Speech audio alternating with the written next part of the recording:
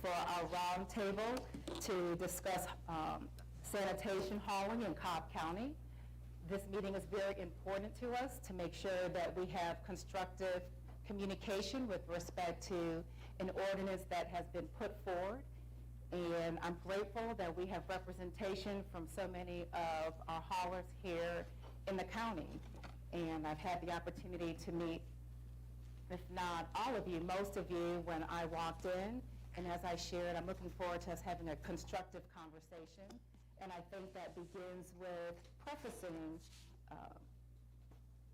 further discussion by sharing that all of our commissioners have shared their support for maintaining our current haulers as we address the issues that we have with sanitation in the county. Our code amendment package is provided to the Board of Commissioners about at least once a year, maybe twice. Sometimes we've had more rotations. And sometimes our code is initiated by commissioners. Sometimes it's initiated by staff to respond to needs that are within the county. And this is one that our commissioners received and began providing feedback prior to our work session that occurred last week. I can tell you there was no commissioner that articulated support for having one hauler per district. We have all articulated our support for seeing how we can maintain support of our current small businesses, any new small businesses, as we try to provide response that can help ameliorate a lot of the challenges that have been brought forward to the county, which I know have been present at least for 3 or 4 years since I've served on our board, but our director shared with us during our work session that some of these issues just began after the economic downturn in 2011 and have just persisted. And so the reason we're here today is to figure out how we can work through these issues. The way this room is set up as a square table is our pseudo round table, is so we can have joint discussion and communication about how we can work together to figure out how we can move forward. So with that, our director, and I just want to make sure I get our director's department correct. We modified it recently, so it's our Director of Sustainability, Waste, and Beautification. Dr. Jenkins provided a memo to the Board of Commissioners thanking us for our feedback with respect to a work session where we talked about the code amendments for Cobb County, and that included the amendment on waste collection. He shared the reasons why we actually started to look at making modifications to our code, and then he recapped the suggestions that the commissioners shared during that meeting.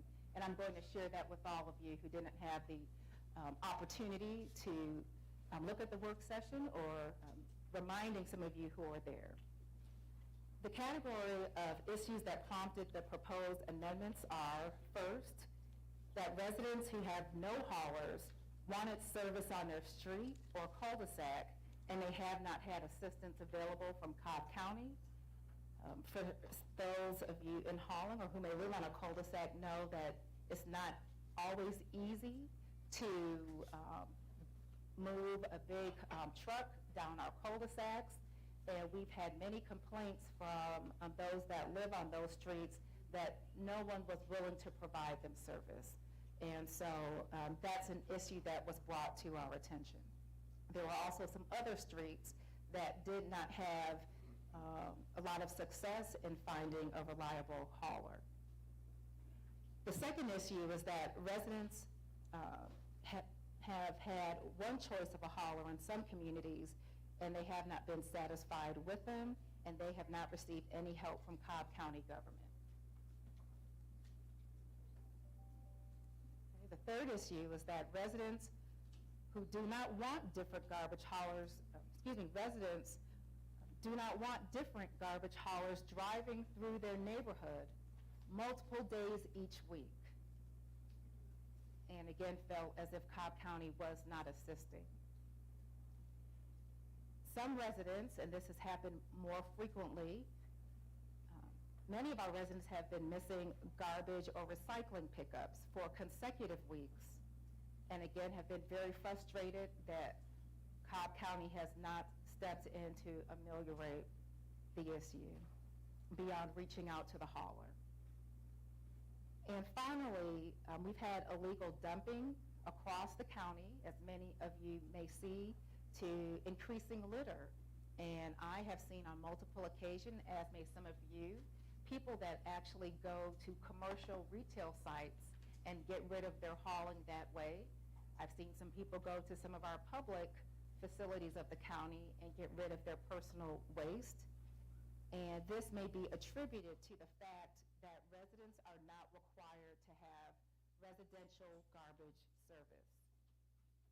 Based on the issues above and with majority consensus of the board, staff took to drafting a code to help address these issues. When that code was shared with the board during the work session, the following concerns and suggestions were shared by members of the Board of Commissioners.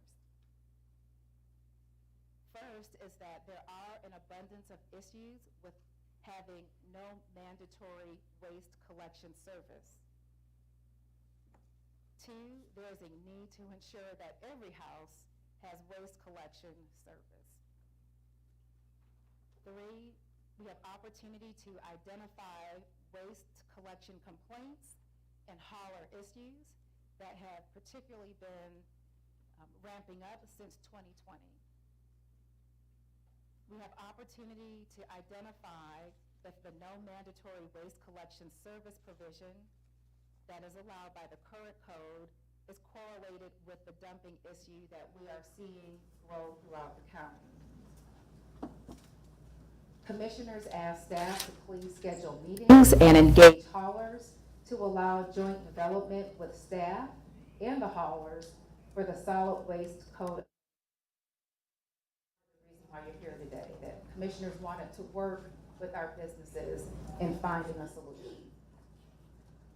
We also asked for Cobb County to work with Cobb DOT to develop and install instructional signage, no parking signs or no standing signs in communities where haulers cannot access trash carts easily on collection days.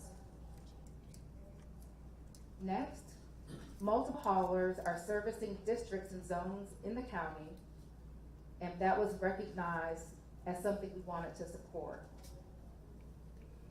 We wanted a code amendment framework that addresses the list of issues, the 5 issues that I shared at the top of this meeting.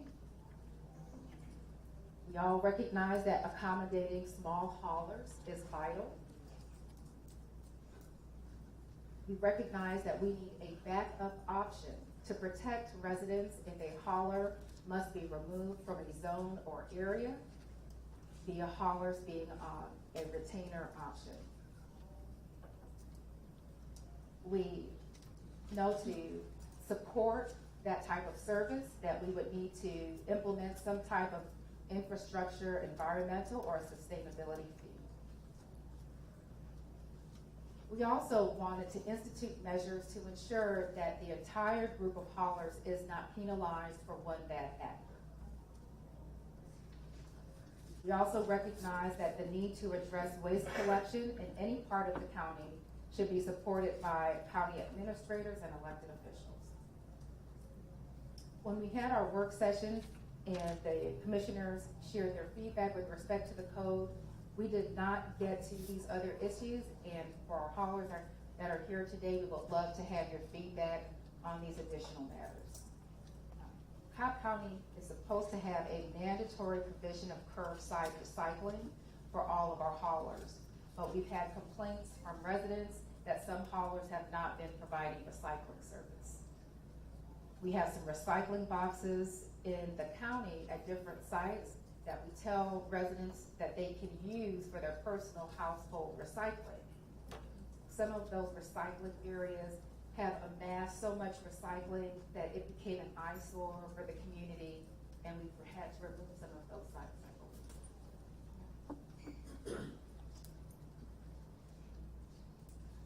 I'm looking around and I realize I didn't do what I wanted to do, and that was for everyone to introduce themselves. I'm going to get through this, and then we're going to just backtrack a bit, have everyone introduce themselves. But the next two issues that we have is we recognize that there are disabled and senior citizens in the county, and we wanted to have a mandatory offer of side door or back door service for those residents that can be provided at no additional charge for those who are on a fixed income. We've also asked for staff to address a mandatory offer of bulk item pickup from garbage service haulers, and this may be done without having to contract with a separate entity. Some residents expressed they are willing to pay additional costs for this service, and they are okay with their hauler subcontracting out this type of junk removal service. Those were the issues identified. Please let us know if there are other issues that you see on the roads that we should be addressing. As we talk about how we can address our complaints, this is an opportunity for us to address opportunities that you may see that we just have not had the opportunity to discuss because we have never been in this type of setting together. Our next steps, and I appreciate Dr. Jenkins' initiative with this, was to organize a meeting with our haulers so that we can get your feedback. And I'm grateful that we have representation from the majority of our commissioners who are here. And as we start introductions, I'm going to start with them, starting with our Cobb County Vice Chair, Commissioner Burrow, and then we'll go around the table. Joanne Burrow, District 3, Cobb County Commissioner. Kelly Gamble, District 1. Jonathan Jenkins, Director for Sustainability, Waste and Beautification. Joseph Lambert, owner of Justice Joking. Kirk Johnson, owner of Junk Fox. Steve Rogers from West Cobb Sanitation. Ryan Warren with Custom Disposal Service, also representing some independent haulers that could be here for our association. Parks Hub, and I represent the Independent Garbage Haulers of Cobb County, Organization of Independent Haulers. Charlie Slade, Sea Green Services. Steve Edwards, Waste Management. Brian Stalvey, owner of SMB Junk Removal and Demolition. Shannon Stalvey, S&B Junk Removal and Demolition. Angie Bacchiara, Be Green Services. And Emil DeCaro, Food Delivery Services. Todd Dubois, Fast Track Sanitation. James Barnes, Fast Track Sanitation. John Lee, American Disposal. David Swearinga, Trash Taxi. John Swearinga, Trash Taxi. Eric McCaden, GFO. Jackie McMorris, County Manager. Good afternoon, Bill Rowland, Cobb County Attorney. All right, very good. And my assistant, Janine Ramsey, is here. If we need to pass around the mic, she will help us with that today. And Debbie, you can introduce yourself. Debbie Blair, Deputy County Attorney. Jatan Gibson, Director of Public Services. Kimberly White, Division Manager for Sustainability, Waste and Beautification. Thank you. And Keith Cox. Thank you. Can't forget that. Well, thank you again for all of you being here today. And just want to make sure that I'm being truthful to our agenda. So we spoke about the 5 major issues and concerns suggested and identified by the Board of Commissioners. And this is our opportunity to get any feedback from those who are here around our table. Before I do that, Dr. Jenkins, I want to check in with you to see, did I miss anything that you'd like to add? Not really, Chairwoman. Other than, I think, just to go into a little bit more detail, where Chairwoman said that all haulers will be given an opportunity to continue to provide service in all areas of the county. There still is probably a need for some type of zoning related to partitioning the county, and this zoning, as I've explained to the Chairwoman, is more based on being able to address issues that come into our office about a certain hauler. So as it currently is, if a hauler has, say, 20,000 customers or whatever, say in District 3, and 2,000 of those customers, gave complaints, then we would be, if by our current ordinance, we could suspend that hauler's permit or revoke that hauler's permit. And that would affect the hauler from being able to collect in the entire county.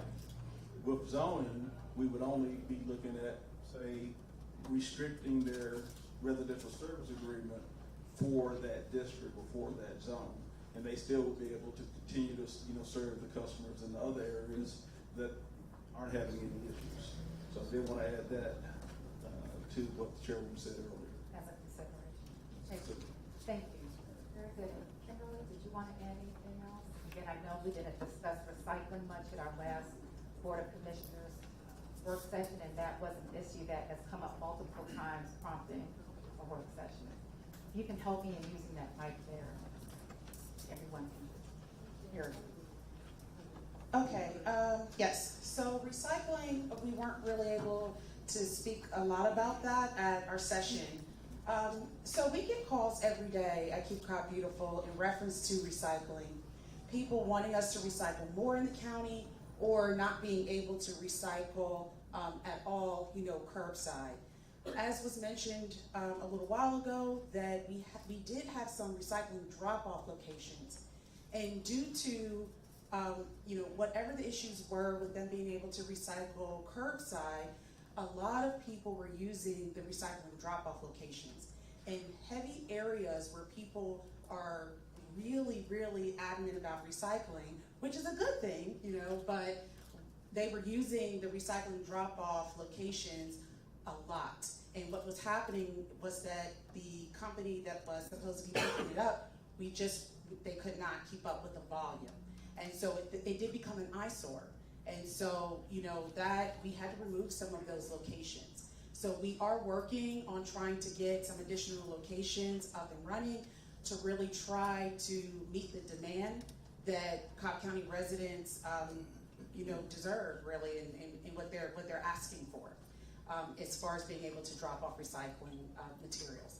And just so, that everybody knows, I just want to give a little context to that. You see, recycling, it ebb and flows, right? So you have sometimes where the market is really high and, that material is doing really well, and then other times where it goes down.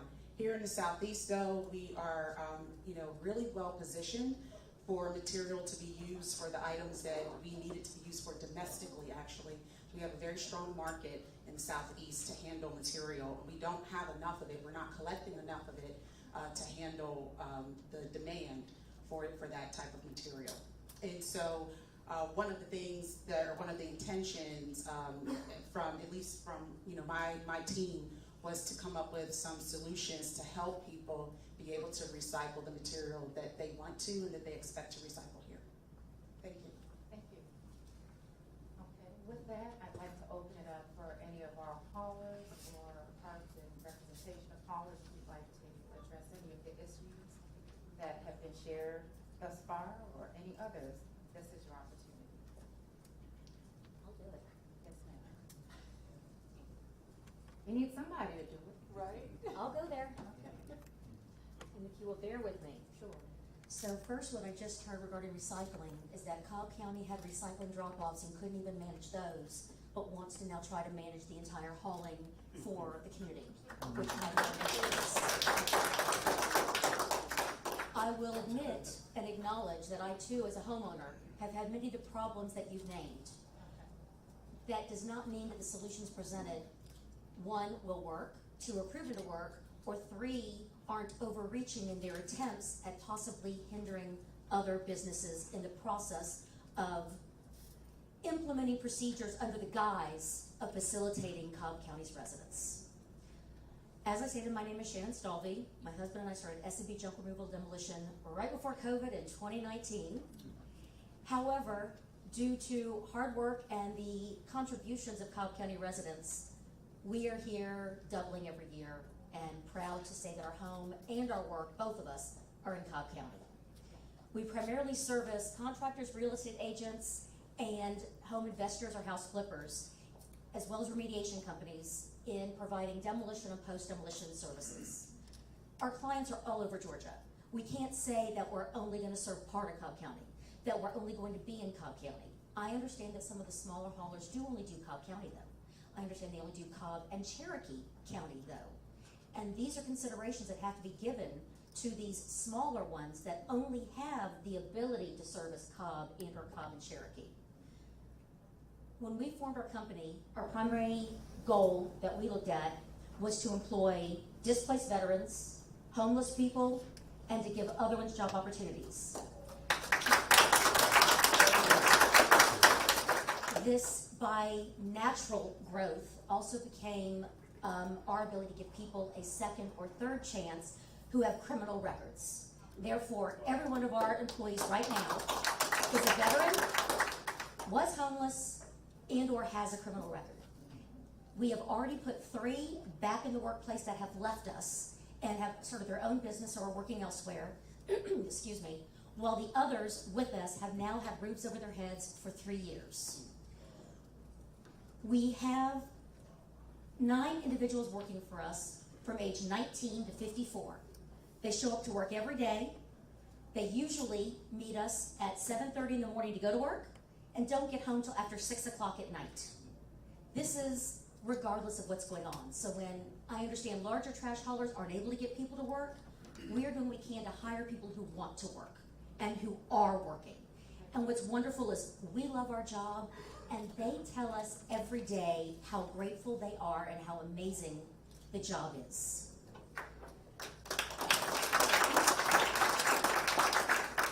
So I did a little homework for today and found that just under the Secretary of State of Georgia, there are 1,516 registered entity names that include the word junk, and 650 which include the word trash. Now that includes all counties, it includes terminated and administratively dissolved, and ones that do not perform any kind of junk or hauling jobs. However, of the 61 pages of junk and 26 pages of trash entity names, only 21 of those currently active were formed pre-COVID. They are still operating and they are still growing. Of those, 22, not otherwise dissolved, were formed in 2020, 23 were formed in 2021, and 13 were formed already in 2022. So there are 79 total junk removal businesses with the name trunk or trash registered. That does not include companies whose names does not include junk or trash, or who are not formally registered with the Secretary of State, for our population of well over 750,000 people in Cobb County. If our junk servicing companies are not permitted to use the Cobb County facilities, then several possibilities arise. One, as evidenced by Dixie, which is indefinitely closed, our private stations will not be able to handle the burden of overflow. The private stations who have already been forced to materially increase their prices since COVID will be forced to further increase their prices on the account of the additional overflow that they will receive. We all know these costs will be passed on to the small businesses. This will then allow the larger companies here today to receive an unfair benefit of lower prices and guaranteed more efficient disposal. The private stations will also benefit from an oligopoly, able to indiscriminately increase prices against those smaller companies more than they may be actually necessary, again forcing smaller businesses out of business and unnaturally permitting a level of unfair competition in the marketplace. As of note also is the fact that several of the private Cobb County transfer and waste stations already do impose restrictions on who can dump in their facility. Thus, several of our smaller haulers already cannot do there. Similarly, that means that these companies that are larger, that want to create additional restrictions at the Cobb County level, already have places we are not allowed to dump. Therefore, again, the larger companies are getting multiple benefits to the direct permanent hurt of the smaller. There are also some of us who go to every county to perform. Thus, if Cobb County starts restricting its services, we can only speculate that the surrounding counties would do the same, whether it's due to retribution or the fact that they can't take our own county's overflow, which is not fair for them. So we have Dixie that's closed, we have Mableton and Fulton, we have a couple in Douglasville. Then of course, near us even, we personally service Cherokee, Bartow, Paulding, Fulton, Dallas, Cartersville, Lawrenceville, Fayetteville, Forsyth, and go to those dumps. Those, as well as the Cobb County transfer stations, know the smaller hauler drivers by name. They are the ones who recognize us because we are the ones who are there on a daily basis, providing them with revenue. The fact that since 2020, i.e. COVID, the number of registered businesses engaging in a form of junk or hauling removal services has more than tripled, it is clear that Cobb County residents are taking advantage of the current marketplace to make a living. Thus, these people who would not have a job, who would not be able to find a work, are finding work by creating these companies. They are creating jobs for third parties. To take away our residents' pursuit of happiness is directly contrary to the foundation of this country.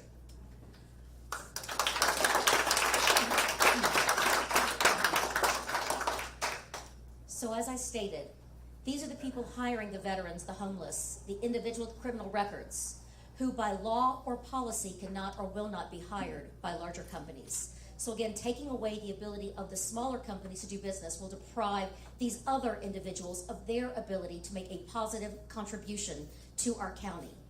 Judge Schuster worked hard to instill in our county the importance of hiring veterans and individuals needing a second chance. These are the companies that are fulfilling that goal. Note also, it is not just hauling companies that are affected by these attempts at changes. Plumbers, electricians, remodelers, contractors, landscapers, remediators, movers, and companies that solely rent dumpsters would also materially and detrimentally be impacted by such measures. Our county wants to grow and prosper. We want our county to grow and prosper. Yet the proposal would place an additional drain on our resources, deprive individuals of employment opportunities, thus reducing the actual taxes collected, and substantially reduce competition, or even worse, result in oligopolies and monopolies on services. Each of these would result in a greater inflation and reduced growth on our county. Thank you. Thank you.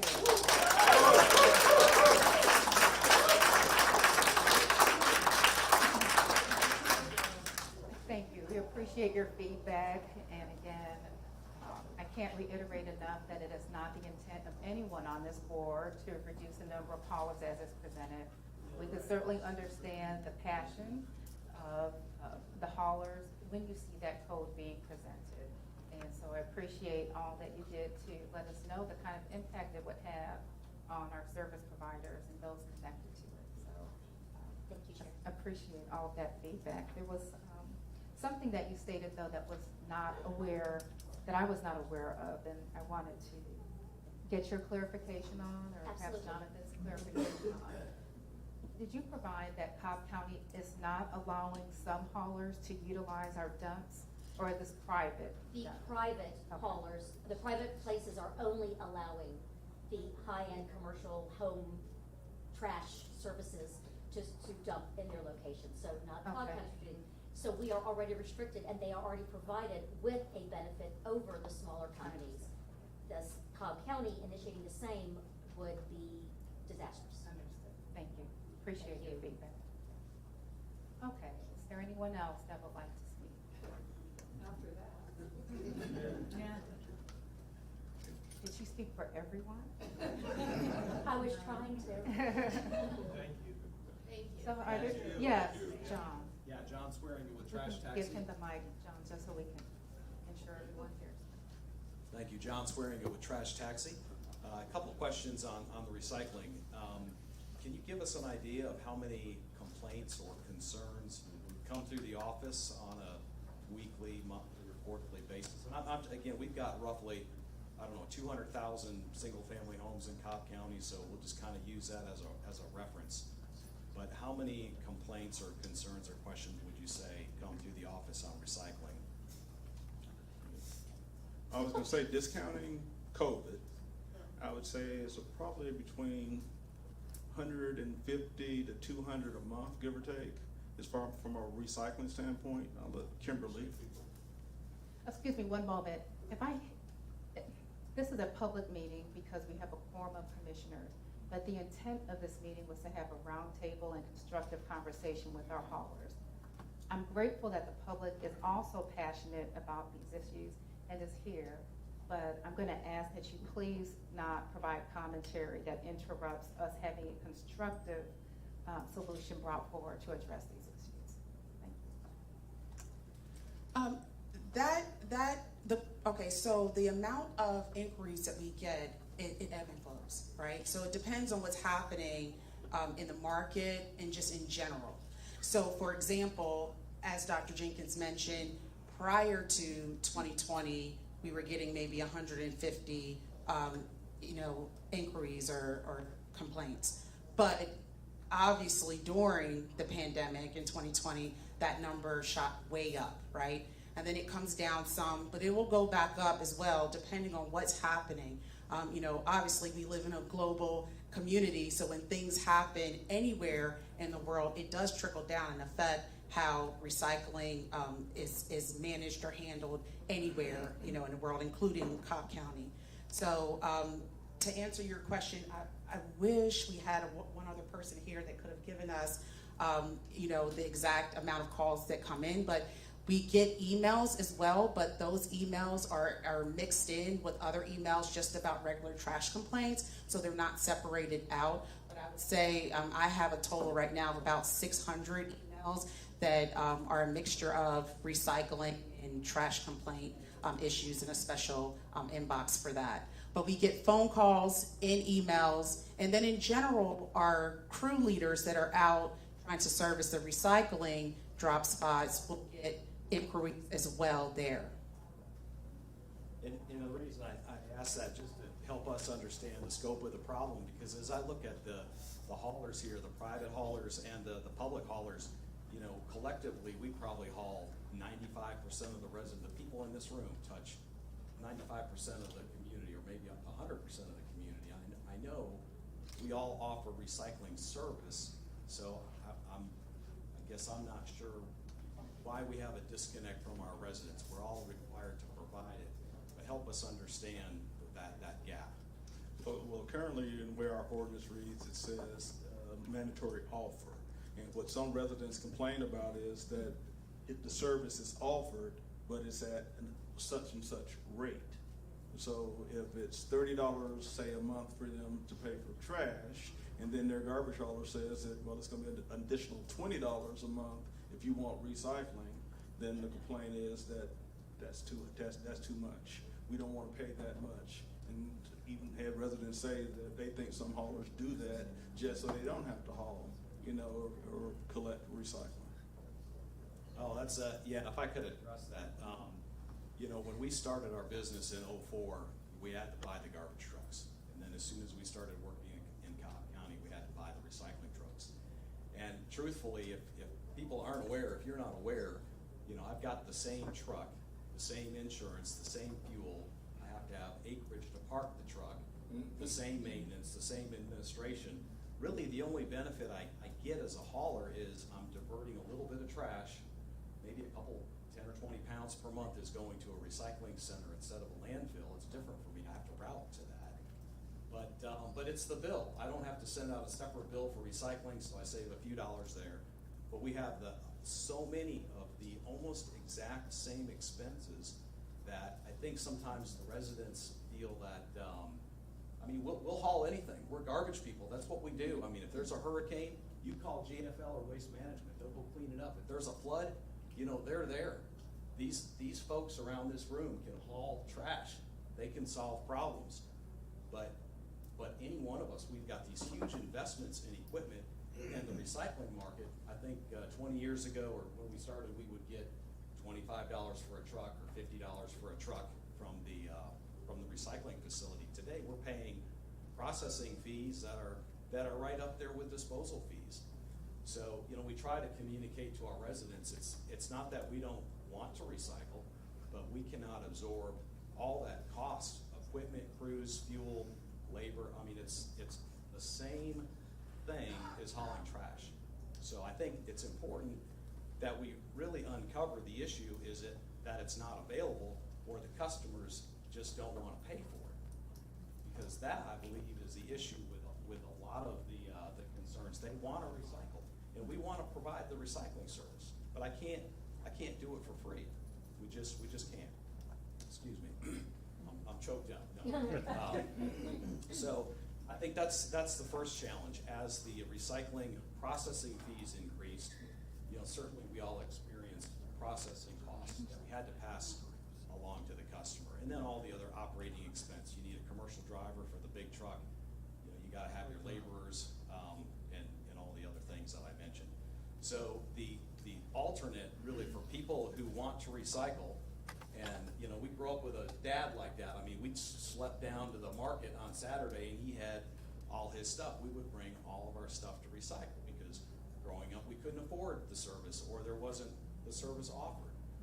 But so I think the county, to help manage those people that don't want to pay for it, we've got to figure out a way to fix those recycling centers. And again, the people around this table, they can fix that. These people can do anything if the relationship is right, if the fee structure is right, and the service level is right. We can recycle the drop-off stations. Very good. Thank you. Thank you. We appreciate it. I can tell you, I lived in another community with an HOA, and there was a perception that our hauler would not provide recycling. And I don't know where that disconnect was. It wasn't until I started delving into the code more as we got complaints that I learned that our haulers had to at least offer it. So I think also a lot of it is just a lack of communication or awareness from our residents that the service can be provided, so they can at the very least ask for that service. But the cost issue recognizably could be another barrier.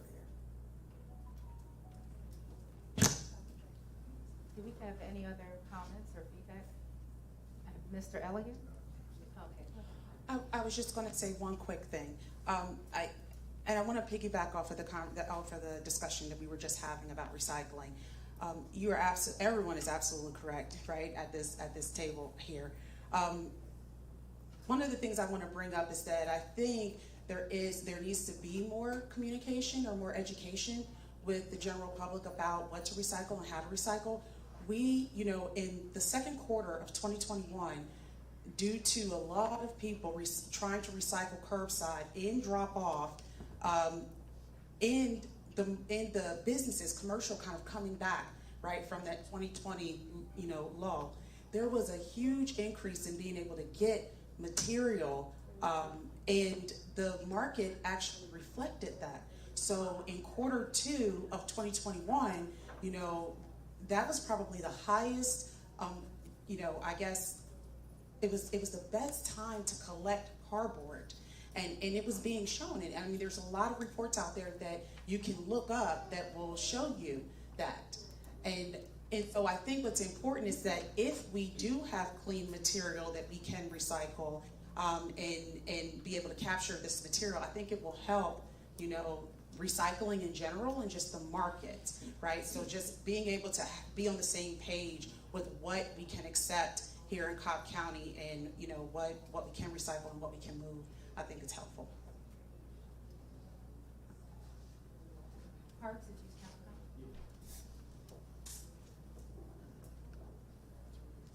Mark Huff on behalf of the independent haulers of Cobb County. And I just, listening to the dialogue here, first off, you said at the beginning constructive, and I think that's overriding on everyone's part. We want to have a constructive dialogue, and we are.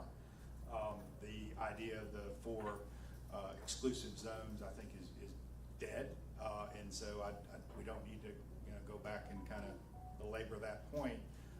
So I think, to John's point, we want to identify what the actual issues are, and really the biggest thing that I wrote down is dialogue and communication. And Chairwoman, you mentioned it too, and you mentioned it, is not just communication between the county and the haulers.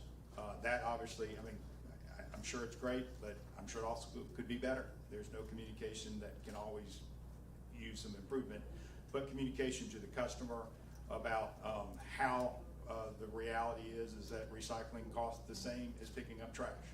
And so they're frustrated because they don't understand that, and the communication of that, communication how to recycle, the communication of where these recycling locations are. I didn't know that we've got one at Lost Mountain Park until I drove there and saw it, but I probably missed a flyer somewhere in my water bill or something, but communication can always be better on that respect. And also, to your point, it's not just you know, the customer and the hauler, it's employment. It's also, you know, do we need to look at transfer stations? And Commissioner Gambrell mentioned that I'm here usually as a zoning attorney. But, you know, when we come forward with a trash transfer station for zoning, no one wants a transfer station. No one ever wants a transfer station.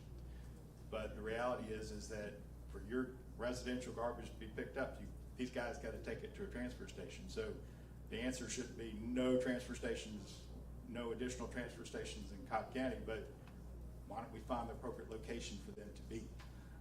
So it's not, I mean, it's a complex issue, and I think talking to my client, the best thing to do is to have a dialogue in a committee type setting where we've got representatives from the county, representative from the haulers, and representatives from the consumers, that we can talk about the issues. And also, to John's point too, understanding exactly what the complaints are, and maybe taking some time to catalog the complaints very carefully and understand what they are. And the communication back to the haulers too, like if someone's complaining about, I only have one service in my neighborhood, it actually may not be the haulers. It may be that their HOA contracted with the hauler and they're mad about who the HOA picked, maybe because of some service with the pool, because there's always HOA, there's always another issue. So they may be upset about something there, and when they even if it's not exclusive, where the HOA maybe doesn't have the right to, but if they contract with someone for, you know, that hauler to have a special rate, it naturally, you know, fills up the whole neighborhood, and other haulers don't want to come in if they're only serving one or two people. So that may be an HOA issue, not even a hauler issue.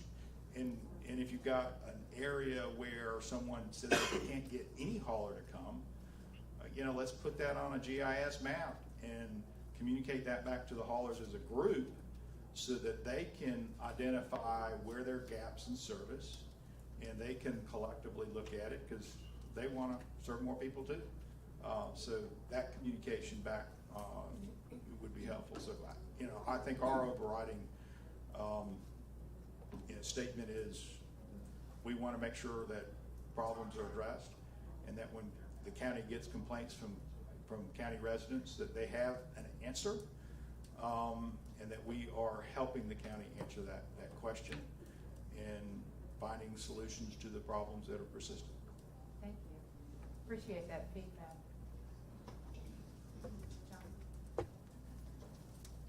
If I could just pick up on what Park said, and I'm with the trash taxis with the independent haulers. We've of course talked about this issue, and one of our suggestions is, you know, we need some time to work through some of these concerns. And when I think of a big company and how they resolve problems, they set action plans, corrective action plans, and they have, you know, accountability, follow-up, and so on and so forth. And I think one of the things we should consider as we think about a path forward, and this is whether it's recycling or trash. Let's just say it's a recycling issue. Something comes into your office. And if, Dr. Jenkins, if you know you've got the people around this room can address your problem. I mean, we're right here. If we get an email from Brian or GFL, if Eric gets an email, or Charlie or anybody with a customer with a concern, you should expect a response from any one of us within, I don't know, 48 hours or 24 hours to see, can we fix this? Can someone out here fix this? You know, if they say, Steve, are you within a block of this customer, or can you validate this? This is in your service area, or Brian, you know, we're going to know, because we know our customers, and we know there's a lot of customers out there sometimes that you're not always getting the full story or the straight story. And number one is we always have to validate. Many of us have cameras on our trucks because, you know, we get the calls about the missed pickup. So we have to validate that. And once the customers hear that, well, you know, pick me up next week, it's fine. But, or they haven't paid their bill, or they pay their bill at the last minute and then it doesn't get processed through the system and it doesn't show up on the route sheet. So sometimes it's something simple where we can call and take care of the customer. But if we're not getting the feedback from you, other than reading it in the paper, with that perspective, we'd love to hear from you, from your office. Here's the issues. Can somebody address this and get back with us in 48 hours? So we have a response from the county. Is service available? Is it a billing issue? Is it I mean, who knows? Renters, we all have problems with renters and trash cleanouts, and they're behind on their bill, and the landlord, I mean, that's just part of our business. But so that's my number one suggestion for the recycling. We have to try to fix that, or we can tell the customer, hey, did you know there's a drop center here? If it's not in any of our areas, you know there's a drop center here that you can get it to, or an independent provider can carry it to you. But the second thing, and Parks mentioned this too, was with the waste service. As I think one of the ideas that we can provide the county, and I can't take credit for this, I'm going to give it to Brian, but like a heat map of who is where, so you can see, well, is there really no other hauler in the area, or is it, well, they don't like that price? You know, there's haulers out there, but you know, we may have a pricing structure that is not suitable, so then they complain about lack of availability. And again, we're competing for work every day. We want to work. We want to take care of our business. We want to serve our customers. We don't want to leave trash on the ground. We want to have drivers every day. We want to have helpers, guys that show up every day at 4:30, rain or shine, heat or cold, to come pick up your garbage. That's what this group does. And you know, we've got the labor challenges, just like the county does, like every business does. We're working through those daily as independent businessmen. But you know, that's not going to go away. We're going to continue to work through that. But I think the recycling issues and the trash issues, and again, these guys, especially again the big haulers, you guys are data junkies. If you have data, if we have data and facts, we can address, and I think we can have some good solutions and help make the county look good, frankly. We should be the best. Cobb County's great. We've lived here for almost 30 years. But I think we can fix this without disrupting what we have. I think we got to take a look at it, really understand what the facts are, what the problems are. The folks around this table can work together to address and support the county, and I see a win-win down the road on this. Right.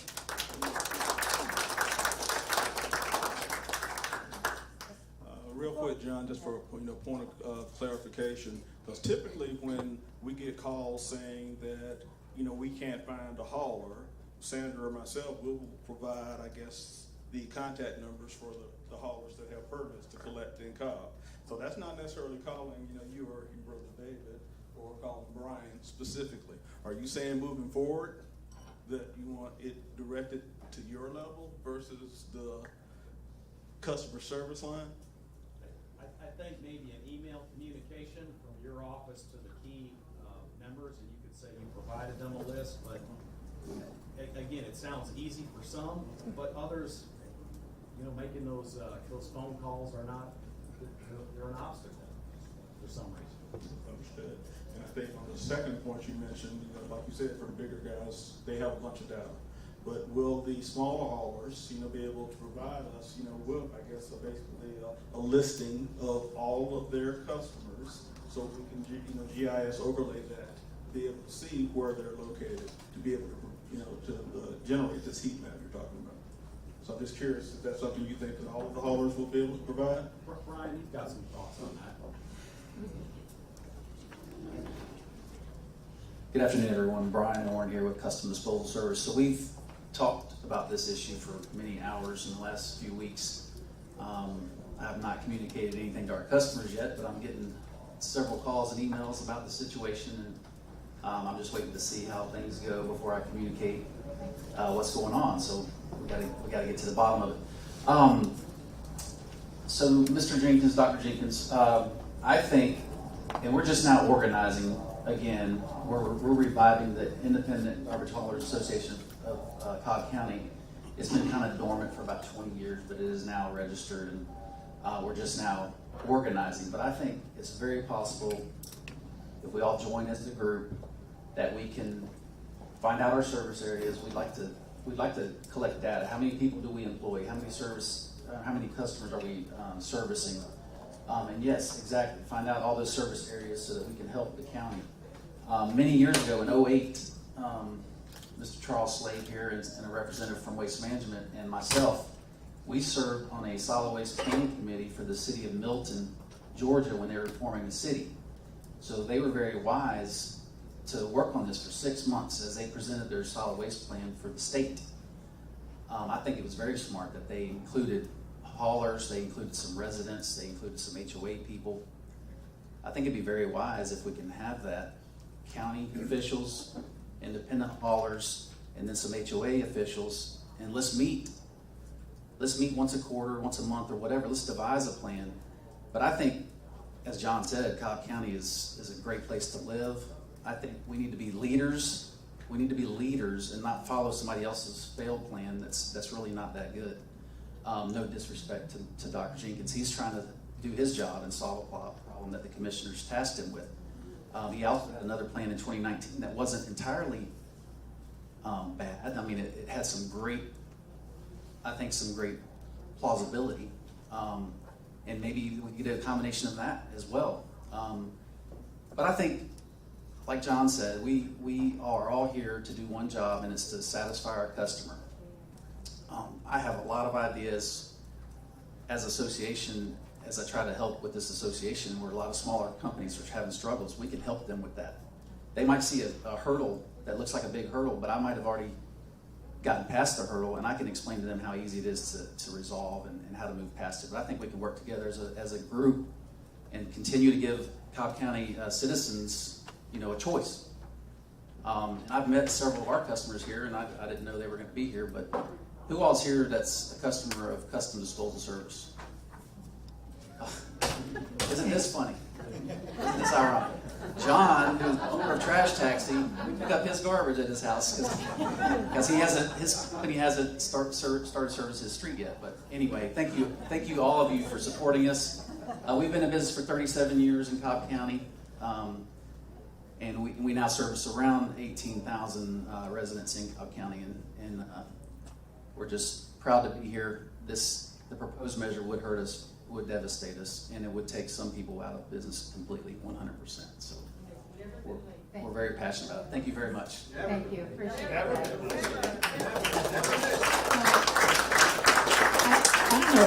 did want to follow up on some points that John, Brian, and Perks that you shared to see how plausible of a solution this could be, knowing that this doesn't have to be ironed out overnight.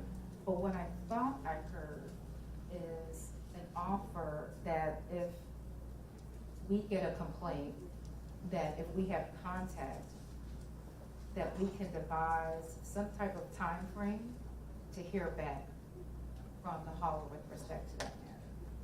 I can tell you that would go a very long way for us, because the residents are pressing on us when they're not getting a response.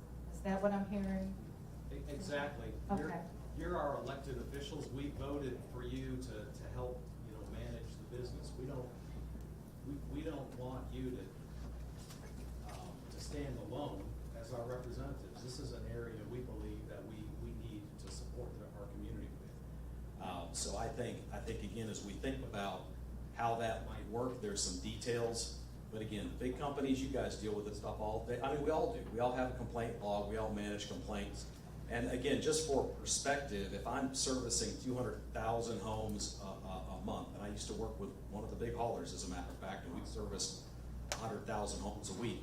If we had 50 complaints, I mean, when you think about 100,000 touch points and maybe getting 50, and it could be my bill, or it could be, the guy left a gum wrapper in my trash can, or they didn't put the can back. I mean, but that's all stuff that we live and deal with every day. So that's just part of our business. We want to be not necessarily complaint free, but do a high quality job where we're servicing, 98, 90%, 99% of the time we're doing a great job. We're not getting the calls. But I think if those calls come in, we have to figure out a way to validate them. County may be able to help with that. Code enforcement might be able to help with that. But then if it gets to the right haulers and the network is small, then you should be able to expect a response back from us as just part of working on the problem. And I've got, if I could, just another, I'm not going to distribute this map. Hold on.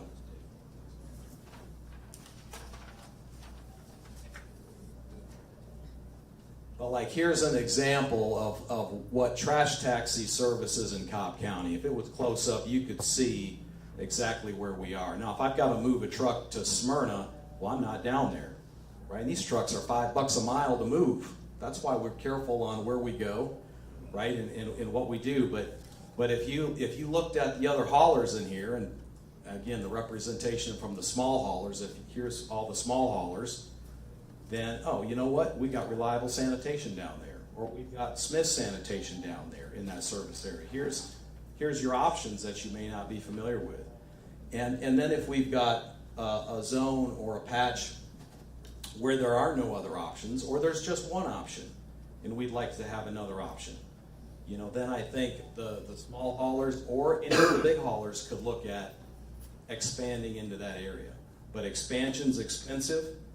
It's not that we don't ever do it, but if we know we've got an area that's underserved by the county, by the haulers in the county, what we're saying is we would absolutely take a look at that. And if we moved into an area, again, some of our friendly competitors are here. If we moved into an area, we're going to move. I can't go there for one customer, but we'll promote ourselves so that we can get a route, you know, so that we can make it worthwhile to send that truck there.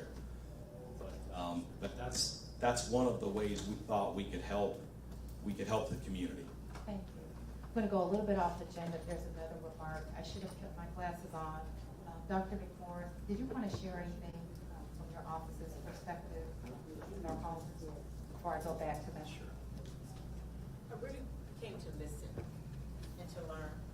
And I thank you all for being here today.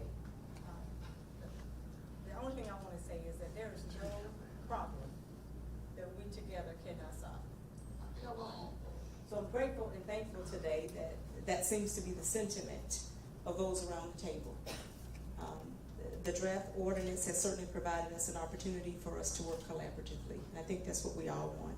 I stand ready to not only help with the staff in drafting something that we think is mutually beneficial, I also stand here to work with you in partnership with you as haulers in Cobb County. So with that, I'll sit back and I'm still listening and learning. And I think we have a challenge on the table, Chairwoman, which is for the haulers to sit down with the staff to figure out how we solve this together. And so I would suggest that before we leave today, let's put pen to paper to see when and who is willing to really put their money where their mouth is, sit down with us and come up with something. And I do appreciate the fact that you're saying that it does take time to work this out. And I think that we can do that. So if you're willing to work with us, I would like to have your name and number, or check your name off the contact list so that we and staff can sit down with you in the coming days and figure out how we work together on this. Thank you. Thank you, Dr. McForth. First of all, I apologize if I can't articulate things quite as well as my wife. However, on a on a recycle note, first of all, what people don't realize and probably don't really care, but you guys do, is that there's not really a lot of profit within recycling. It's really kind of a convenience for the homeowners. There's not profit in it for these guys. Unfortunately, I don't care, I'm a homeowner, just take my recycling. I have had recycling from a company in this room that did not pick up our recycling for almost 2 months, over 2 months, because they kept saying, we don't have drivers, we don't have drivers. So we no longer have service with that company.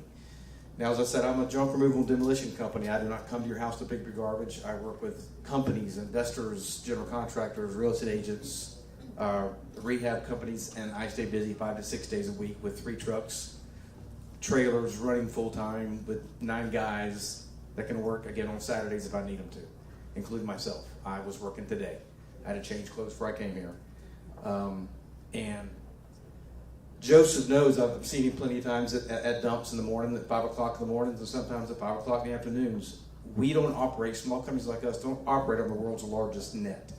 My trucks take about $125 to $150 a day in diesel, and I got 3 of them I overpay my guys. I pay them very well. I make sure they have a roof over their head and a paycheck every Friday, and I buy them lunch 2-3 days a week. Do I have to do that? No, but I do it. So I operate at a very low net, and Joseph may very well do the same thing with his guys. But what is being proposed here, this 18%, from what I understand, everybody here has no desire to implement this, but obviously someone does. As a homeowner, I'm going to tell you, stay out of my pocket. As a business owner, stay out of my pocket.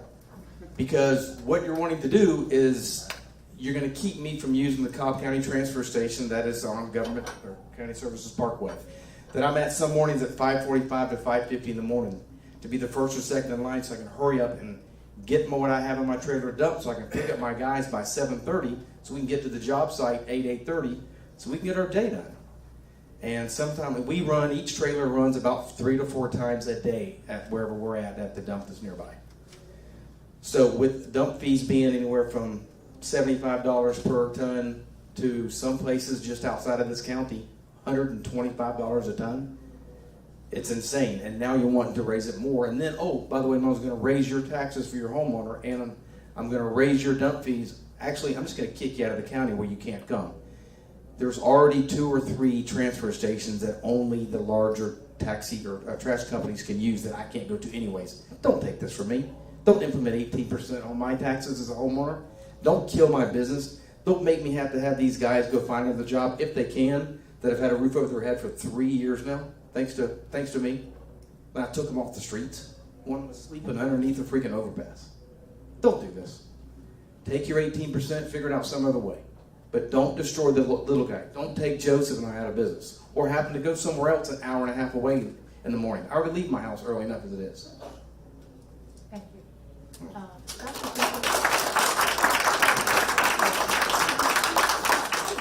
There's something I wanted you to address is this 18%. I know when I was looking at my post package, I did not see that. Can you address that figure, where it's coming from, and why that has possibly been perpetuated? Actually, Chairwoman, I have no idea where the 18% came from. That was nothing that was written into, our ordinance amendment. It was generated somewhere, I guess, outside of, the county. So there was no percentage given in our ordinance, amendment draft.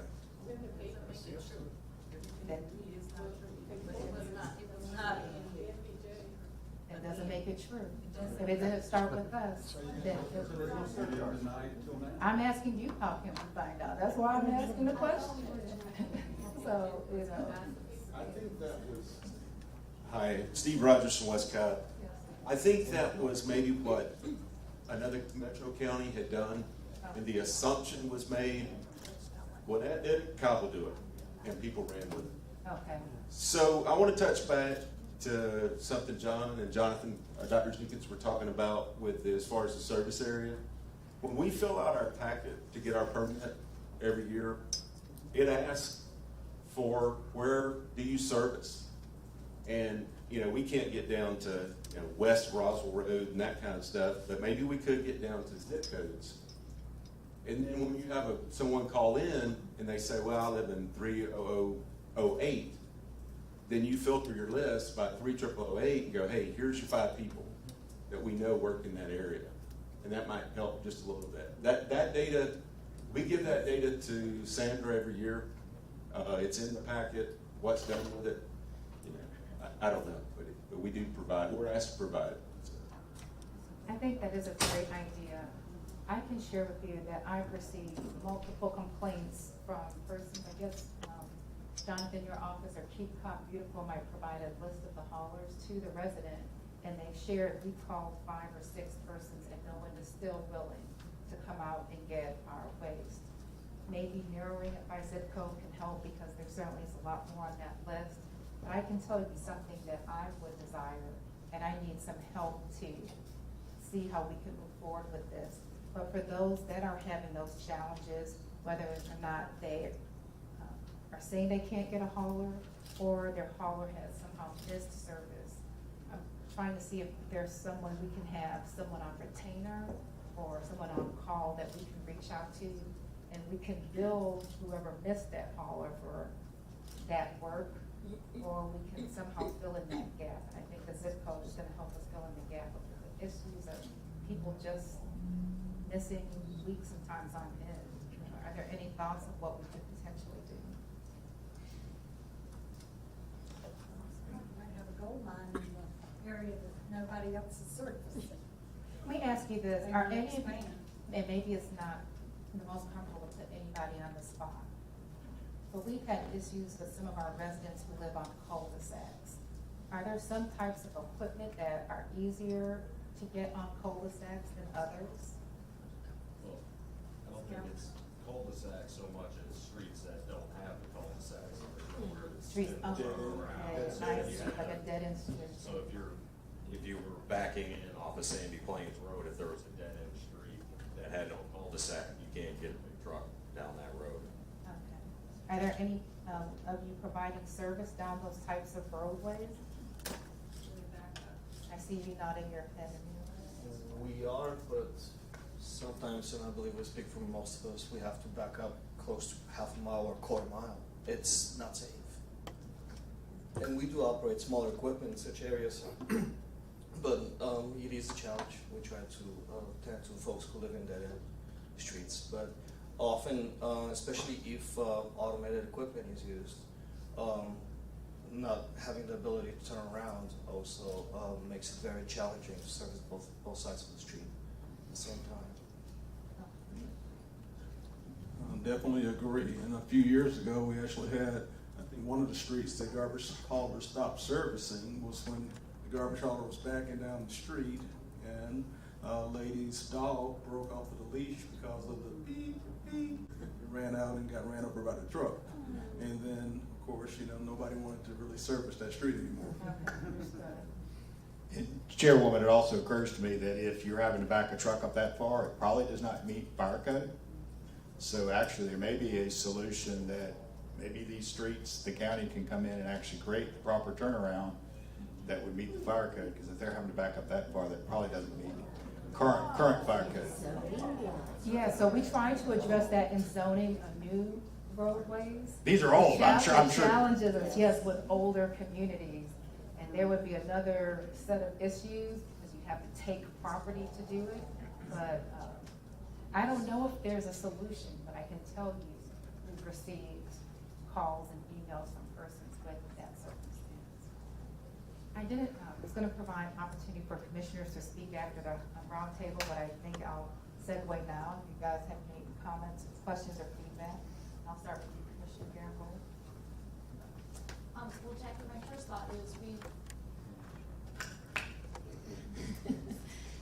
my first thought is we started that website that listed the nonprofits that people could go and put in their address and then find out what services were provided. Why not add trash haulers to that? So that way, if you entered the zip code, they could find that themselves. Yes, so that would be something, a resource that the county currently has. Thank you all for your suggestions. I think they're all very workable and doable. I do believe we need to rely more on you to solve the issues that our constituents are stating, but I have still an issue with how we're phrasing this 150 or 600 number of complaints, because are they inquiries or are they complaints? You know, I have inquiries as far as where I can, you know, recycle newspaper. That's an inquiry, that's not a complaint against you. So I think the county needs to do a better job of, you know, defining what is a complaint and what is an inquiry from there. But I look forward to working with you to find some resolution. Thank you. Commissioner Burrow.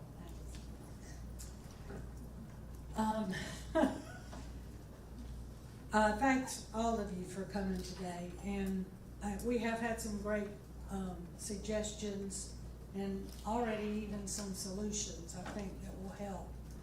But of the 1,241 emails I have received, 2 were in favor of the one hauler per one district.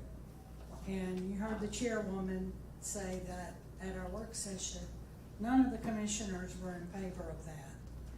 So it has created a firestorm, But it's good that it's out there and now, you know, we can work together to resolve some issues.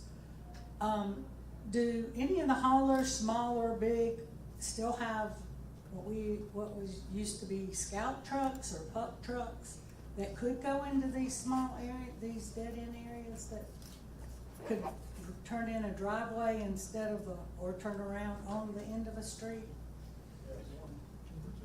Are you a hauler? Yes, ma'am. Okay, you're supposed Come to the table, sir. Come join us. Tell us your name and who you're Hold up a with. seat. My name's I Taylor. have a solution. All right. I own Up and Away Junk Hauling. We actually service some smaller accounts. One of elderly families that do not have the capability to move their heavy trash cans down the large, steep driveways. These are the kind of services we can offer because we run a truck and trailer model. We spend a lot of time training our guys on how to properly drive, as all of us do, or should, but I mean do, obviously. And being able to have that certain kind of equipment, we are able to maneuver it in all sorts of tight and complicated spots. For example, we get our equipment on floor 5 of parking decks for contractors, right? But that is I think is a fantastic solution to those kind of things, is bring in some of the smaller haulers that might not be a conventional compactor truck running everything, but saying, hey, you know what, let's solve this with a little bit of, instead of diesel, let's solve it with gasoline and sweat. And I think that might be an option to employ, incorporating a list of people who might not be your conventional haulers, but fall in the more junk hauling category. Say, you know what, we're happy to go walk ourselves up that 35% grade and carry your trash can down with us. We definitely employ those, and they go really well for us.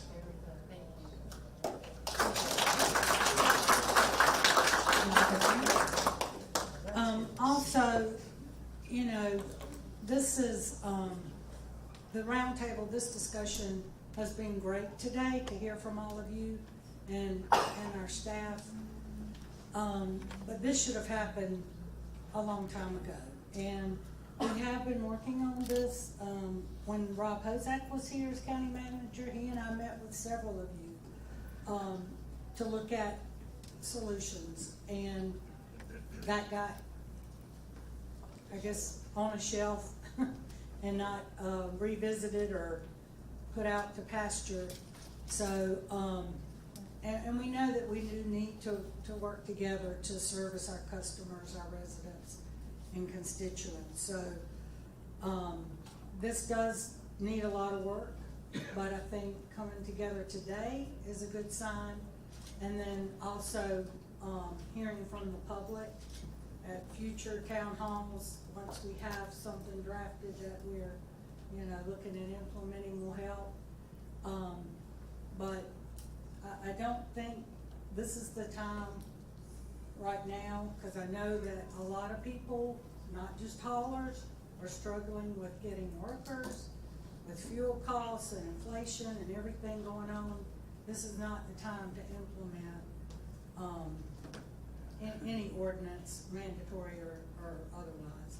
So I think this has been a great way to segue into more discussion and working together with all of you. And just appreciate you being here. So Thank you. Appreciate that, Commissioner. I have a follow-up question, because I don't think this is something we're also considering with the way the environment is right now. What is preventing you from expanding your services beyond employing and finding workforce? What other issues are you finding with providing service? Transfer stations, not monopolies. Okay, Well- again, we would just ask that we hear from the haulers, and as Commissioner Earl shared, we will have time coming up very That's soon the for the elephant public. in the room about Craig, if you can help us, recycling. Craig, this is the second time I we've know. asked. Okay, you know, we act like you know. All right, so we get inquiries daily. I have to turn away 2 out of 3 pretty much. As John says, it costs $5 a mile to move a truck. So when somebody calls our office and says, can you pick me up on whatever the street is, our office is not allowed to just say yes. So any new street that we don't already service, it comes to me. I open Google Earth, I drop a pin on their address and I'll see, I can look at a heat map of all of our trucks because we track everything with GPS, and I can see how close they come, and then I can measure. Google Earth has a measuring tool. So if it's a half a mile out of the way, you have to drive a half a mile there, half a mile back, it just becomes non-profitable. And if we try to, have a service time of 30 seconds or less per stop. That's our goal, and that's normally what we're running. So the reason for non-expansion is purely economical and just logistics. But if we can organize as a group and get everybody's information that services Cobb and get educated where we all can service and who's looking to expand in certain areas, or there's new companies that are brand new, fast trash sanitation. I'd like to learn from them where they're servicing. They might, when there's a bad performer in an area, and Steve mentioned this a few weeks ago, there's a saying about low-hanging fruit on a tree, like if you're wanting to expand in another company's area, and market that. Sometimes there is low-hanging fruit, but sometimes the fruit's right on the ground. All you have to do is say, okay, I'm going over here, and you can get all the business you want. But if we communicate and we have a really good dialogue and we have information that we share, it could be detrimental to some people, but for the purpose of solving the problems, we can do it. We're smart enough. We're just talking about garbage, I think we can too. What about like getting containers, getting new trucks, getting other equipment? Oh, of course. Trucks right now, we're trying to order a truck. Mac, for instance, they won't take an order.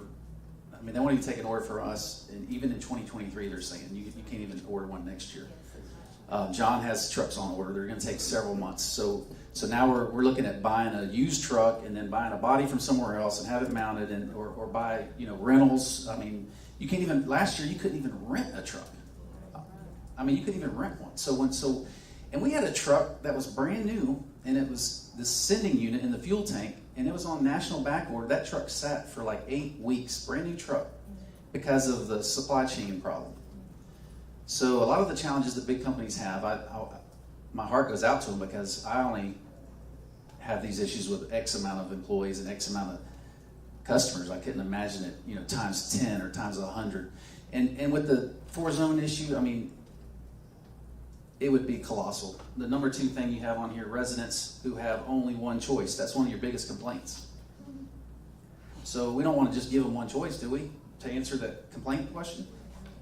But anyway, I don't want to harp on that, but I think a committee or a group of people, volunteers, and have them, in every area that's a good makeup of the county, the HOAs, the companies, independents and large haulers, Waste Management's here, GFL's here, American's here. If we're all communicating together, meeting on a regular basis, I don't know if it's quarterly or once a month, we can draft something that'll work for everybody. That would be great. That would. This gets me to another point, Carson, if you have a question, so there's been discussion about us tabling this and waiting to get feedback, or I don't know if there was an idea to table this all together. We have our county attorney, Debbie Boyer, with us, and she can talk to us about that process. There's a reason why I shared during our work session that I wasn't a fan of tabling this, because I felt it would lose momentum for us to address the issue. And we've had other code amendment packages where we tabled something and then it comes back 6 months, a year later in the same condition that it was in. And we've been trying to address this for 3 or 4 years. So I think the opportunity for us to put this on the table at least help to facilitate this conversation. But other than a practical bar, there is a legal bar to us just pulling this right away. That doesn't mean that we are going to approve what's on the table, but I do like the idea of us coming together to craft something. But Debbie, I just want to make sure we check in with you so you can let us know what our legal parameters that we have to consider. I'm sorry, Bill, excuse me. Bill, did you prefer? No, Bill, I didn't see you behind the commissioner. No, excuse me. Proper protocol, our county attorney. Are you sure? You're speaking, Chairwoman Cupid, as to the code amendment process? Yes, but I understand because it's been advertised, there's some limitations. Right, because it has been advertised, it will go through the first public hearing, which is on September 13th. So it will be, it's out there, it's advertised. We can make changes to it between the first public hearing, which is September 13th, and then the second public hearing on the 27th. So it can be changed in that time period. At the board's vote, it can be, of course, tabled entirely after the first public hearing. Yeah. Bill, did you have anything else to add to that? Debbie, you did a great job. Thanks. It is because it has been advertised, we do have to have the first public hearing to hear public comment. But again, as I said, at that public hearing, there can be a vote by the board to pull it for the second public hearing. And that doesn't mean that the citizens will still show up and they can still speak on the 27th and still provide public comment at that point in time too, during the public hearing as well. Even if it's tabled, they can still speak to it. Sure. I don't think we would prevent anybody from doing that. So. Yeah. But can we announce at the beginning of the meeting that we were still gonna have the, public hearing because it was advertised, but it will be tabled by vote after the first hearing? Yes, I mean, you could say that the vote will be presented to the board, but until the vote's taken, it's not tabled, so. And it's been positive and constructive, but I do have to kind of push it back to the county a little bit too, is when we come back together as a committee, we've talked about what the haulers are willing to do. We also have to ask what the county is willing to do. And there are things that, such as making sure the transfer station, if there's any issues there on the operation there that can be improved, that the county can do to help these folks provide their service to their customers. So that's number one. Number two, the recycling stations, because quite frankly, I'll use my personal experience. You know, when my recycling is not picked up, it's not a big deal to me because I now know where the recycling station is, so I just put my car and drive there. So I don't get really irritated at my provider because I understand they've got challenges, and so it's not a big deal to me. So again, these recycling stations that the county operates, how can those be more effectively used to provide service to the customer and also relieve some of the issues that the haulers have? And we even talked about too, like one of the biggest times I think you'll probably get biggest complaints is the holidays. And you know, especially on Christmas, everybody's trying to get, take off for their families, just like the hauler employees want the same thing, but everybody's got Amazon boxes stacked up. And they want to get rid of those Amazon boxes. Well, would that be a great opportunity? Home Depot does the Christmas tree recycling, with a good opportunity to have some roll-offs at some of the county parks where people can quickly and conveniently get away from their house and their family for a few minutes and take their recycling rather than have it stacked up out front waiting for the hauler that is got a challenge on timing. So those are options. I just making sure that the county also comes to the table with different things that they can offer to help the situation too. Of course. I do want to have Kimberly address the recycling matter with the drop-off locations. Yes, so, obviously recycling is really big during the holiday season, that's true. I spent my last holiday picking up recycling all over the ground with Dr. Gibson here and a few others. But,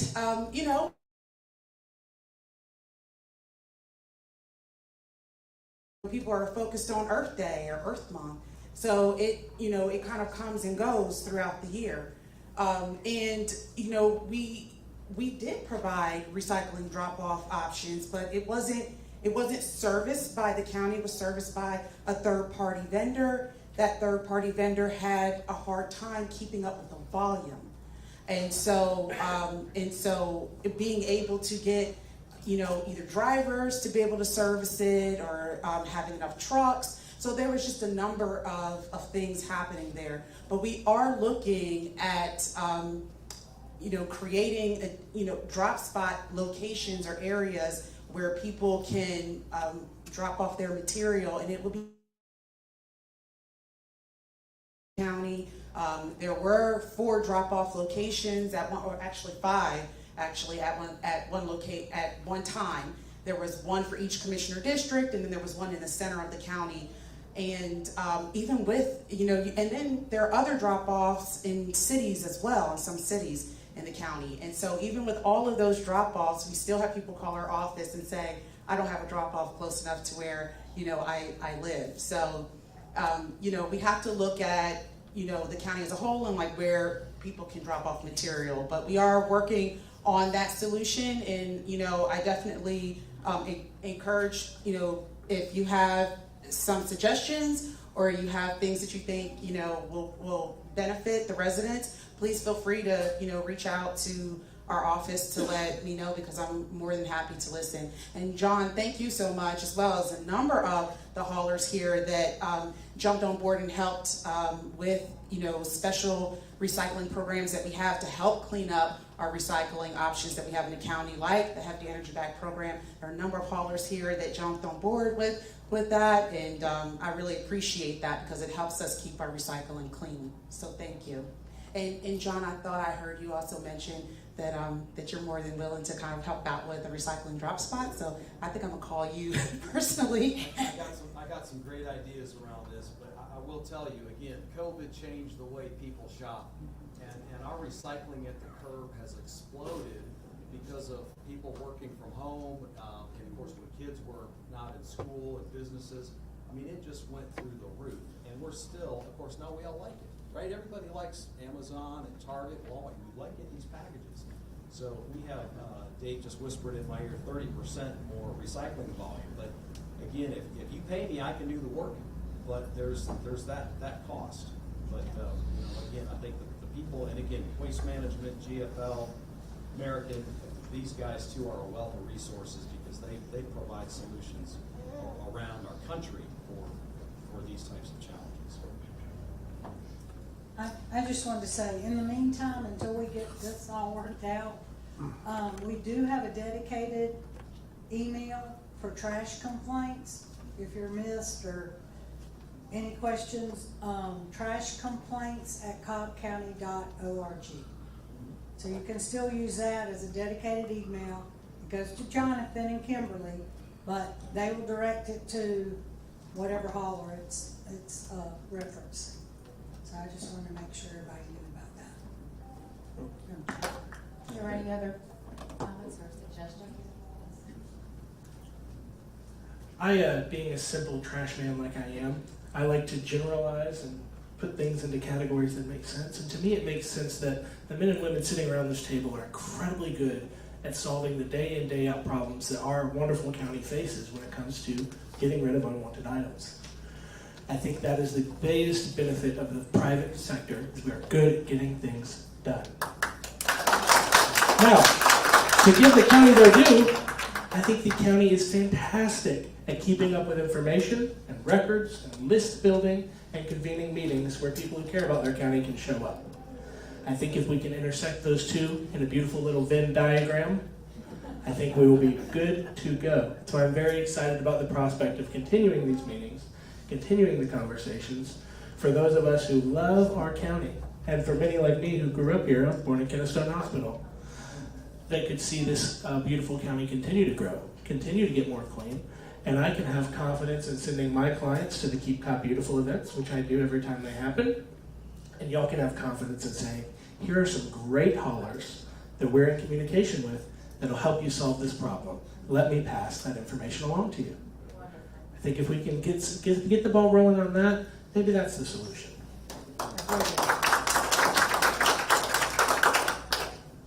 If they're a hauler here today and they're not on this list, what do they need to do? I need to contact my office, and Sandra will get them a permit application kit, and they can be added as a county hauler.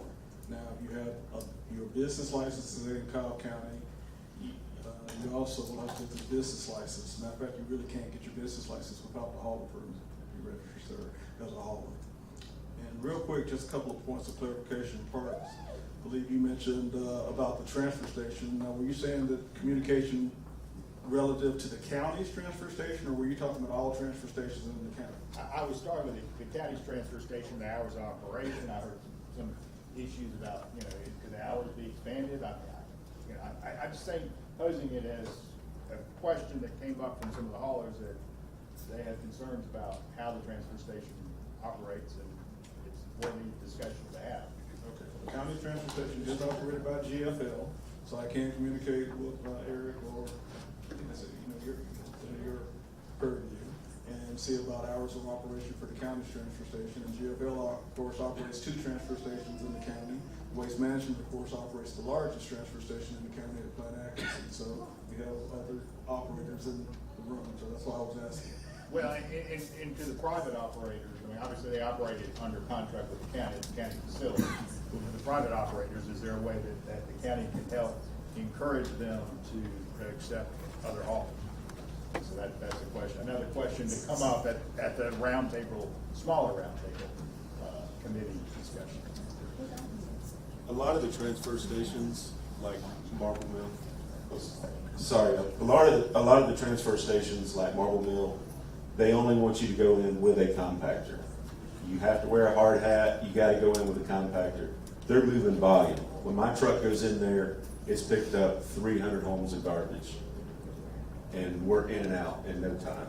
That's one of the challenges we have over here at the GFL facility off County Services Parkway, is we're in line with every homeowner that wants to go, every junk hauler, no offense, that wants to go, and that turns out to be a problem. And Commissioner Burrell, what you mentioned about a scout truck, does the code allow for scout trucks, or does it have to be a compactor?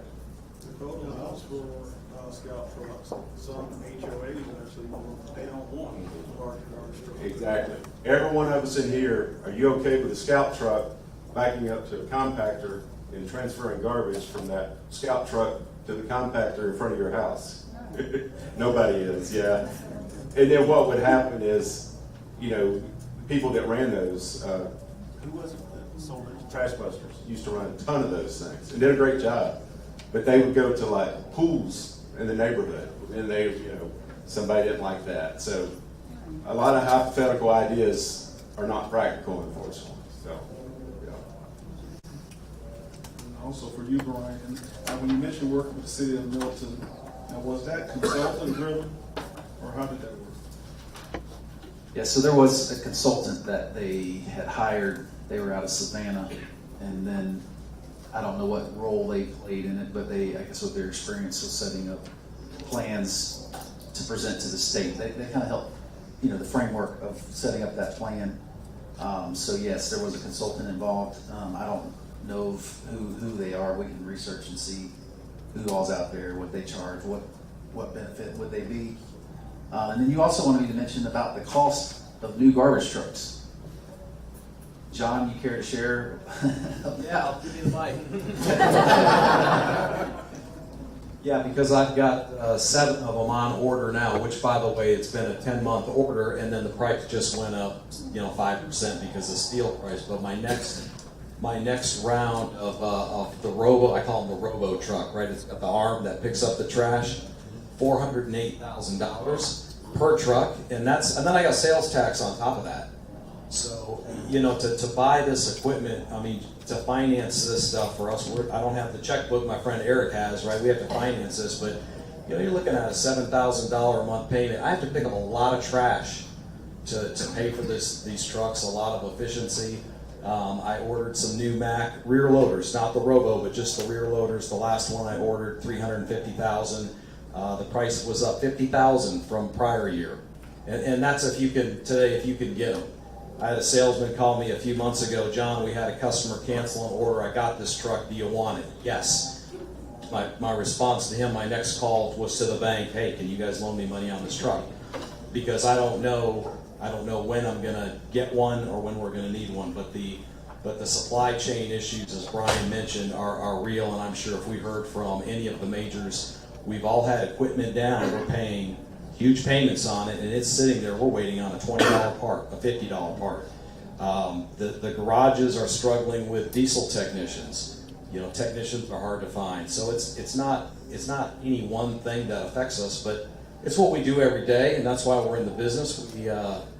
I wouldn't say we enjoy all the challenges, but you know, we tackle them so that we can go out there and service our community and pick up our customers, because that's what we do. Our customers are the ones that hire us every day to do the job. But no, trucks are horrific, and cost of service. Diesel fuel, my cost has doubled just in the last 8 months. So when you look at, and again, for people that don't know, our top cost as a hauler, number one, it's labor, right? Most businesses, it's labor. And now you've got the pressure on commercial drivers and wage increases. Even the county just raised wages for their commercial drivers to $25 an hour. And I mean, even almost that, you can't hardly find a commercial driver. So that affects the cost of service. Fuel is one of our top costs. I mean, these trucks slurp up, you know, several $100s worth of fuel a day. You got a 1-inch nozzle to fill that tank. And then the third thing is disposal. You know, a lot of regulations, a lot of energy involved around managing disposal. So those are our top 3 costs: fuel, disposal, and labor. Have all. I mean, that's 70% of our costs, and we have just seen that skyrocket. So as we pass that along to our customer, we have to stay in business, right? We need public sanitation. You know, no one likes it, but that's a fact. That's a fact of what we do. It's not like my friend who is a CPA. You know, his computer doesn't cost any more to operate, right? So that's the analogy. But yeah, the cost of trucks. But I got just a couple more comments, if I may, and I know we're getting close on time. But some of the other things that you mentioned, the seniors on the fixed incomes, that's a big group. You know, we all have parents, or you know, we know somebody that's a senior citizen, and we pick up seniors that have estates. They have kids and grandkids over. They generate volumes of garbage. Can I afford to give them a discount? No, but one of the things we can do is give them one container, and it's a small container, and anything outside of the container, you know, you're restricted. So the haulers have got some flexibility to respond to the seniors. Some seniors, that's all they need. That's great. We can save you a little bit of money. Others, you know, they like to have big parties and, you know, fancy lawns, and they need more. So again, just as those complaints come in, just buffer that with hey, I think there's haulers out there that have solutions. We all deal with people that have had job losses or catastrophic events to their family or their elderly. And when you're servicing a customer for 37 years, you know. I mean, Steve and Brian, you know, we know if someone's in a rough patch, yeah, we're going to give them a break, because we've all been there. So we've got ways to work with the seniors. I think and Jonathan, you mentioned it earlier, and Kimberly, you've got these recycling. We would love to see these. I mean, send these out to us so we can validate them. And if you have these complaints, service issues, I think you're well within the rights of the county management. Again, your elected officials are hired, but if there's problems and you send something to this man, Eric, right? He's the guy that can solve the problem, right here. He's the guy. Or this is the guy right here at Trash Taxi. But it's fine to say, hey, if I don't hear back from you in a couple of days, I'm going to loop back with you in a month or in 3 weeks. Let's go over how you're handling business. Sir. Just real quick, that was one of my last points of clarification based off of what Brian said concerning, I guess, revitalizing, I guess, the Independent Haulers Association. Now, by that, are you saying in the future it might just be one point of contact, say, for the Independent Haulers Association, that I could send the complaints or the request for service to the independent haulers? I think that's entirely possible as we get together and organize. I mean, anything's possible. I know that would be much easier, you know. Of course, I don't have time to take the call, of course, but we could, as an association, we can figure it out. I know that'd be much simpler. And you asked me in a conversation a week or so ago about a website. Yeah, we can launch a website. However, we just have to work it out. Do we need another website that could answer all the questions that could be on the solid waste tab of the Cobb County website? So those are all discussions that we should have and just work out all the problems. But I think we need a mechanism for the county as you have to deal with the customers, you need to have a response for them to say, part of our procedure is we send a complaint to the hauler and we expect a response back in a timely manner, whatever that is. And if they continue to have issues, whatever they are, you authorize us to operate in the county.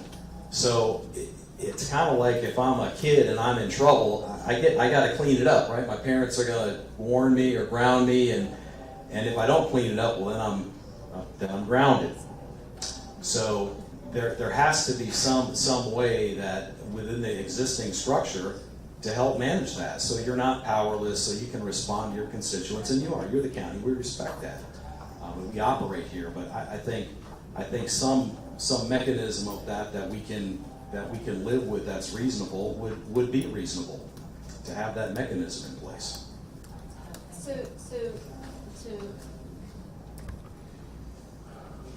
To tag on to that point, I don't think it's fair for the county to get involved if the customer hasn't contacted you directly.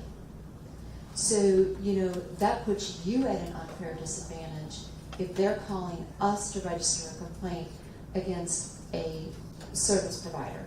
Because unless they go to you first, you have no opportunity to fix the correction.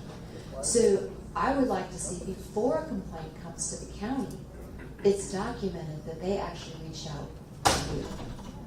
That's perfect. We would love that, absolutely. And we can broker that connection. I mean, this is not just unique to this industry.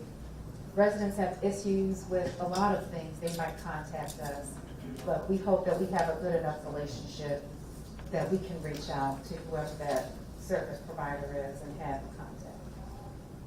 And normally we get them after they've gotten no results or response from their home. Most of the time they're called directly, and when they don't feel it's being resolved or anything's being done, they're bringing it to the next level. There are a number of people around the table we have not heard from, and we have about 18 minutes left. And so I want to make sure that we gave everyone an opportunity to provide some feedback and things like that. So to tag along to that, I know we have a few of our major haulers, large haulers, that 100,000 haulers. Haven't really heard anything from them, so. Come here, Jonathan. Is it still mayor? No longer mayor. Now, I just want to say the county commissioners are trying to make things better for Cobb County, and we support that.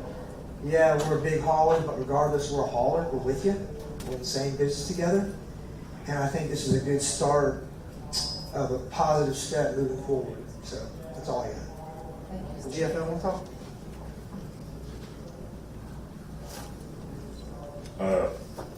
Echo those sentiments.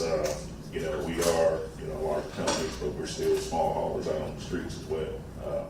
Same issues that a lot of smaller haulers experience, we experience as well. Rising costs, inflation, same challenges. We're out here in the streets with you all, working side by side to get it done and serve the county. So really like this collaborative effort. And I think it's going in the right direction. And all of us together, of course, we can work together that help solve the issues. John? No, and I'm not the great orator Mr. Sawyer is or others around the table, but yeah, we're on the same boat here. We have the same sentiments to this, what everybody has spoken, so that's why I kind of step back and watch everybody have some fun. I'm James with Fast Trash Sanitation. We're a new company. 10 months into this trash business, we're excited about it. We're in Cobb, Douglas, and Paulding County. We're growing. We definitely gonna be at a lot of these meetings. This is our first meeting. We definitely learning a lot, but we are definitely you know, whatever need to be done, we definitely gonna get on board and be at a lot of these meetings.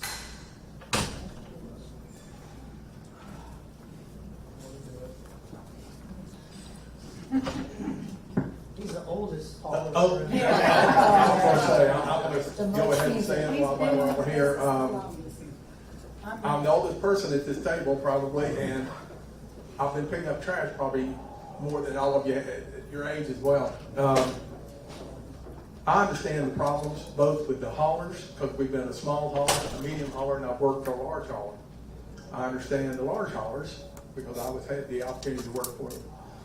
There is a solution to this that would make everybody happy, I think, but the most important thing are the residents of the county. We've got to make sure that we answer the questions that the county has asked us as haulers, and at the same time, as a small hauler, provide that level of service. John, you said something that means more than anything here today is the density. If you don't have density, you cannot drive realistically, and I think that's what the county's trying to get at. You can't drive to get one person 5 miles away, and you're not going to do it. And if there's nobody over there that's willing to do it, then what does that person do? That's got to be solved. Some of the other issues were poor service. Well, I think if the poor service issue is, there's a lot. I think COVID right now has been the scapegoat for a lot of things, but I think that with enough good haulers, you'll always have that option to find another person. I'll tell you another issue that was brought up is the number of trucks in the neighborhood on a weekly basis. You'll have garbage cans out every day of the week. That's a problem. There's a way to solve that, I think. You have to work at it, but there is a problem. Pricing, it works itself out one way or the other, based on competition. Illegal dumping, that's an issue. I understand the junk haulers are here, and I get it. But most people don't want to pay for an eighth of a truck or half a truck. They just have a mattress or a sofa. So they load it up, they go down the end of that street, they just dump it off, and they're done with it. That's a problem. The transfer station for Cobb County, you've got a lot of people that don't have anything to do on Saturday morning but load up their trash and go sit in line and talk to the other folks sitting in line. So I mean that's just part of it. So I've been doing this backdoor service. I've been doing this for over 50 years. I was just a baby when I started, but it's been 50 years, and I think the county's on the right road to getting something done. I certainly understand the small haulers and the haulers situation, but there is a middle ground. We just got to get together. I think Brian's right. We got from Milton. I've worked with other cities, municipalities, and counties. We just need to get together, come up with a solution. Not everybody's going to be happy, but everybody's going to walk away and say, well, that wasn't too bad. I mean, everybody's doing pretty good. But the most important thing is the residents, making sure they get what they want to get. I'm here to help you. Thank you. But you need to hurry up, because I haven't got a whole lot longer. Well, on our official time, we have 12 minutes left. I just thought, again, that we would use this time to address a path forward. And certainly, I've heard today that we need to come together to figure out a solution together. But all of that, again, is within this legal framework that we have about our public hearings. We will have a public hearing on the proposed code that will be at our first meeting on September 13th. For those of you who are here, you can please help us communicate out to the public that our plan is to come together and work on a workable solution. We do not want to be antagonists in this process. So the same people that rile people up, you can be the same people that bring us together as we move forward. That would be my ask, and we have some media who's been here. Hopefully they can help us with that process. Is there anything else leaving out, Bill? Our meeting is going to be at 9 a.m. on September 13th. That's a Tuesday at 100 Cherokee Street in Marietta. Do you have any parting sentiments, Commissioner Gamble or Dr. Just please, all haulers, if you haven't done so already, please sign in and leave your contact information. And I believe, as the county manager said, if you let me know that you want to be involved in the ongoing discussions. We appreciate that also. Thank you. Commissioner Campbell, do you have any sentiments? Thank you, and Dr. McMorris? No, just thank you guys, I appreciate you being. Thank you so much, and thank you, Dr. Jacobs.